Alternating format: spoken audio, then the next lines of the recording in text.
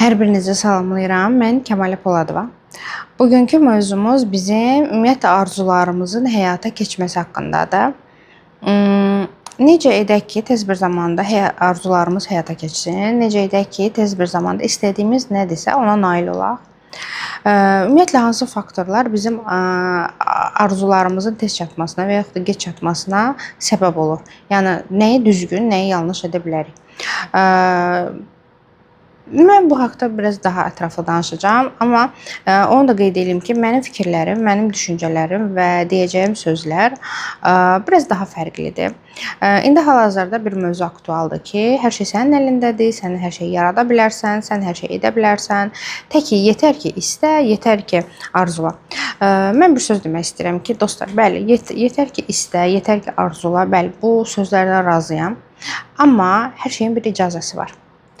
Əgər bir ruha, bir fiziki bədənə, bir insana, bir şəxsiyyətə dəyişmək icazəsi verilmirsə, o insan hələ ki bu sözləri və yaxud da bununla bağlı hər hansı bir video olsun, reels olsun, podkast olsun, insan olsun, qonşu olsun, qohum olsun, o sözləri eşitməyəcək. Çünki onun qulaqları bağlanır bu sözlərə.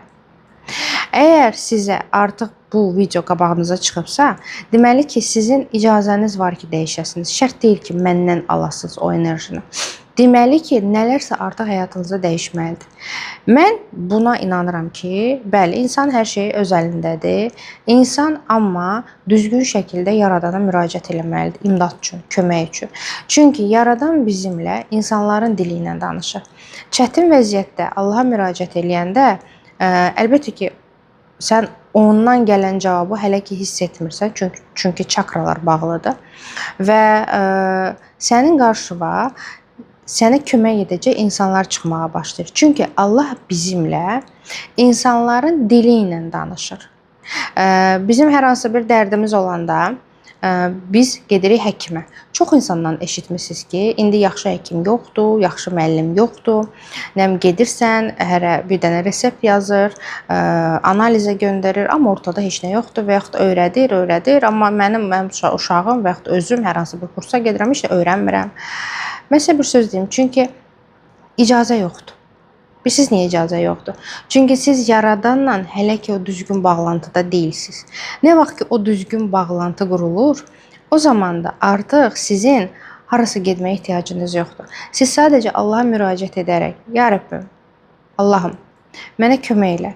Mənim qarşıma düzgün insan çıxart dedikdə, siz artıq bir dəfədən düzgün insanla qarşılaşırsınız və bunun həqiqətən də Allah tərəfindən göndərildiyini fərqinə varırsınız. Bax, bu çox önəmlidir. Arzularımızın tez bir zamanda həyata keçməsini istəyirik, düzdürmü? Hər kəsin bir arzusu var. Kimsə maşın istəyir, ev istəyir, bəlkə kimsə sağlam övlad istəyir, sadəcə övladın olmağını istəyir. İstəyirik də, nəsə istəyirik, düzdürmü? İnsanıq, bu dünyaya gəlmişik, istəklərimiz var. Amma bəzən onlar olur, bəzən olmur. Çünki hər şeyin bir qədəri var, bir vaxtı var, bir zamanı var, bir təslimiyyəti var. Nə vaxt ki, siz təslim olacaqsınız Allaha, nə vaxt ki, siz artıq özünüz deyəcəksiniz ki, bəsdir. Mən artıq elədiyimi elədim, mən artıq bundan artıqını eləyə bilmirəm. Nə olacaqsa qoy olsun, amma yaxşı şey olsun. Bunu ürəkdən dedikdə, inanın ki, siz birbaşa o bağlantını qurursunuz. Neçə dəfə həyatınızda olub ki, həqiqətən də sıxılmaya düşmüsünüz, yorulmusunuz, bezmisiniz və görmüsünüz ki, artıq həqiqətən də bu həyatdan sanki gedirsiniz, sanki kimsə sizi aparır, uzaqlara aparır və sanki ruhunuz bədəninizdən çıxacaq bu saat. Amma hər hansı bir əl olub ki, son anda sizi oradan çıxardıb. Məhz o əl bizi yaradan, bizi sevən, bizi belə deyim, təmənnasız qoruyan və sevən bir gücdür. Yəni Allahımızdır. Sadəcə biz insanlar olaraq bəzən o qədər egolarımıza qapılırıq ki, bəzən o qədər düşünürük ki, mən bunu eləyərəm, yox, lazım deyil. Hara baxır? Allah onsuz da bilir də mən bu vəziyyətdəyəm deyə cümlələri ilə biz onu özümüzdən uzaqlaşdırırıq. Zaten Allah bizim içimizdədir və hər zaman deyir ki, sən nə vaxt ki mənə müraciət eləyəcəksən, mən buradayam və mən köməyə hazıram. Amma biz insan olaraq, egosal olaraq bəzən ya özümüzə layiq bilmirik ona müraciəti və yaxud da deyirik ki, onsuz da kömək eləməyəcək. Nəyə lazımdır, boş-boşuna vaxtımı itirim. Və yaxud da belə bir şeylə də qarşılaşmışam mən. İnsan deyir ki, dua elədim, alınmadı, amma getdim birinin yanına, o mənə o işi düzəltdi, alındırdı. İndi neyniyək, biz nəyə inanaq? Bax, bu cümlələr də çox təəssüf ki, qarşıma çıxır tez-tez. Və yaxud da kimlərsə deyir ki, dua elədim, Allahdan istədim, plan arzum yerinə yetsin. 20 ildir yerinə yetmir, 30 ildir yerinə yetmir. Bəlkə sən düzgün istəmirsən. Bəlkə sən buradan istəyib, buradan o qədər şübhə göndərirsən ki, bəlkə sən buradan istəyib gedib sonra o qədər pislik eləyirsən ki, nə bilirsən? Birinci hər şey bizim düşüncələrimizdən başlayır. Bizim düşüncələrimiz dəyişməlidir ki, bizim çakralarımız aktivləşsin. Yadınızda bir şey saxlayın. Kainat bizi bizim çakralarımızdan oxuyur. Bizim çakralarımız nə qədər aktivdirsə, bir o qədər də bizim istəklərimiz, arzularımız ən qısa zamanda həyata keçir. Nə qədər ki aktiv deyil, nə qədər ki biz sıxıntı içindəyik, nə qədər ki biz negativ içindəyik, küskünlük içindəyik, kin içindəyik, bir o qədər də bizim taç çakramız, yəni bağlantımız, yaradanla bağlantımız kəsikdir.